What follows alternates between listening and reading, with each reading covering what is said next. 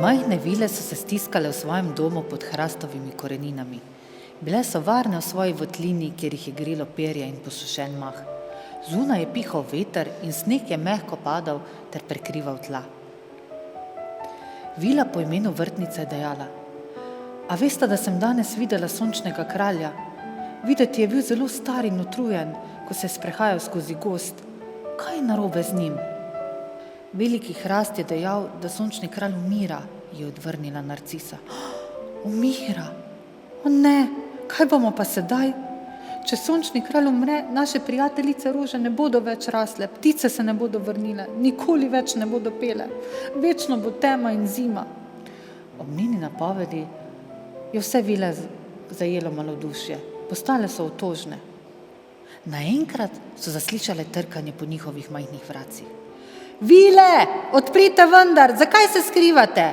Pridružite se nam na praznovanju zimskega solsticija," je kričal nekdo zunaj. Vrtnica odprla vrata in pred njimi je stal škrat, ki si je otepal snežinke svojega rjavega plaščka in klobučka. Škrat, preveč smo žalostne, da bi praznovale. Ali ti nisi slišal, da sončni kralj umira?" ga je vprašala trobentica. "Seveda, umrl je," se zasmejal mali škrat. "Sedaj pa pohitite ali pa boste zamudile praznovanje." Vile so bile ogorčene. "Kako si lahko vesel in se smejiš? Če sončni kralj zares umrl, bo večno zima, nikoli več ne bomo videli sonca. Kako bomo živeli v večni temi?" "Otroško trapaste ste, Vile," je rekel škrat. Prijel je Narciso za roko, da se je dvignila na noge, in jim rekel: "Zimski solsticij ima skrivnost. Ne želite izvedeti, kakšna?" "Skrivnost? Kakšna skrivnost?" "Smo mlade vile, ti trapasti škrat. Še nikoli nismo bile na praznovanju zimskega solsticija in ne vemo, o čem govoriš." "Potem pa le urno pograbite svoje ogrinjala in se mi pridružite, pa boste videle." Vile so zapustile svoj dom in za škratom odšle po snežni poti do svetega hrastovega gozdička, kjer se je odvijalo praznovanje. Gozd je bil temen, le luna je svetila skozi gole veje. Težko so drobencljale po visokem snegu in še veter je pihal. Med potjo so srečale lisico. "Kam pojdete, majhne vile?" jih je le-ta vprašala. "Do svetega gozdička," so ji odgovorile vse premražene. "Splezajte na moj hrbet, vas peljem tja, bo hitreje." Ko so se bližale svetemu gozdičku, so zaslišale radostno petje. Česa tako lepega še niso slišale niti videle. V krogu so plesali živali in ljudje, videle so tudi mater in starko, vsi so bili nasmejani in veseli. "Zakaj vsi gledajo mater?" je zašepetala Narcisa. Vile so se približale 3 gospem, ki so sedele na skalah pri oltarju. Mati je imela v naročju zavito odejo in se nasmihala proti njim. Sklonila se proti vilam in jim pokazala, kaj ima v naročju. "Dojenček, čisto nov dojenček. In kako sije?" "To je nov sončni kralj," je odvrnila mati. "Ampak škrat je rekel, da je sončni kralj mrtev. Kako je lahko ta otrok sončni kralj?" so bile vile vse zmedene. "To je skrivnost zimskega solsticija," jim je zaupala starka. "Vsako leto, na najtemnejši dan, sončni kralj pride v sveti gozdiček, kjer umre. Jaz pošljem njegovo dušo materi, ki mu da novo življenje. To velja za vsa bitja, ne le za sončnega kralja." "Torej, vse živi in umre in nato zopet živi?" so se vprašale vile. "Tako je, male moje vile. Življenje se nikoli ne konča. Zimski solsticij je čas za novo rojstvo. To je njegova velika skrivnost." Vile so se smejale, od sreče, od olajšanja. Vrtnica je že kovala načrte. "Ko bo sončni kralj malce večji, mu bom pokazala, kje cvetijo divje vrtnice spomladi. Ja, jaz pa ga bom naučila, kako priklicati ptice in poslušati pesmi vetra," je dodala Narcisa. "Ko bo starejši in močnejši, bodo rože cvetele pod njegovim dotikom. Ptice se bodo vrnile in pele, zrak bo topel pod njegovim dihom in zima bo odšla. Takrat se bo z vami igral in tekal po gozdu," je povedala mati malim vilam. Vsi v svetem gozdičku so peli, se veselili, saj mi je njegovo rojstvo prineslo upanje, veselje in obet, da se bodo kmalu lahko igrali z njim, ga spoznali vsem, kar je in vsem, kar še bo.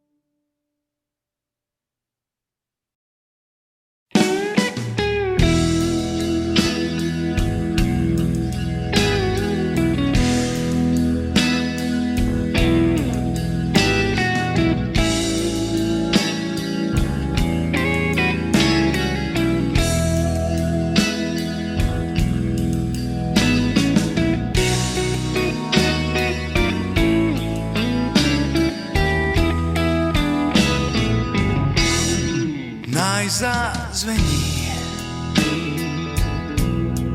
v tihi sreči, da se zbudim, nič več strahu, čas je obstal, nizko nad tlemi.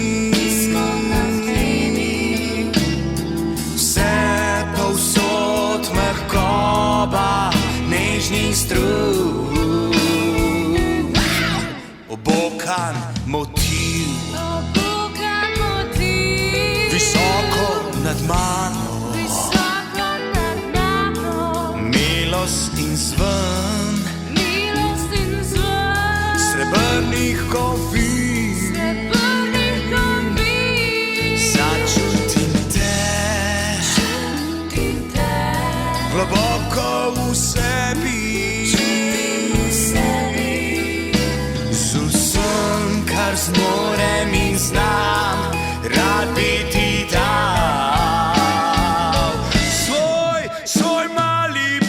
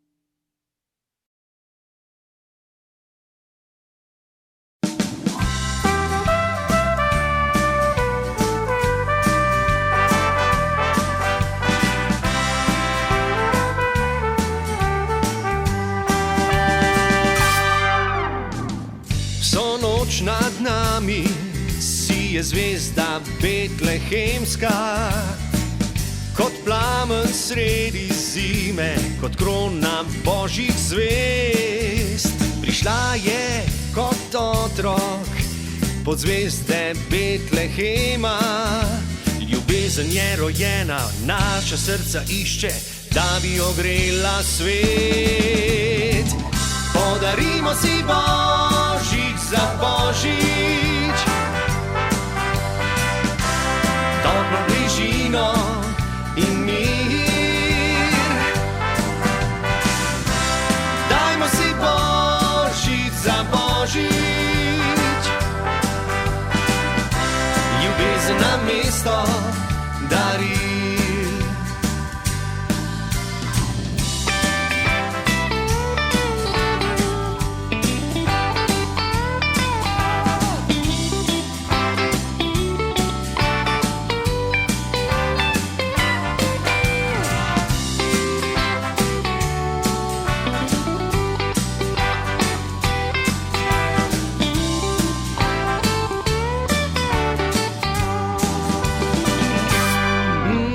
Ljubezen je rojena daleč stran od blišča, preprosta, jasna, čista, prišla je kot otrok.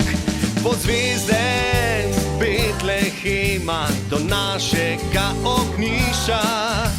Ljubezen je rojena, naše srca išče, da bi ogrela dom.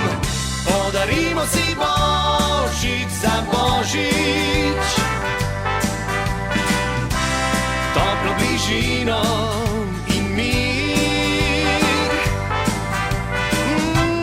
Dajmo si božič za božič, ljubezen na mesto daril. Podarimo si božič za božič, toplo bližino in mir. Dajmo si božič za božič, ljubezen na mesto, ljubezen na mesto, ljubezen na mesto daril.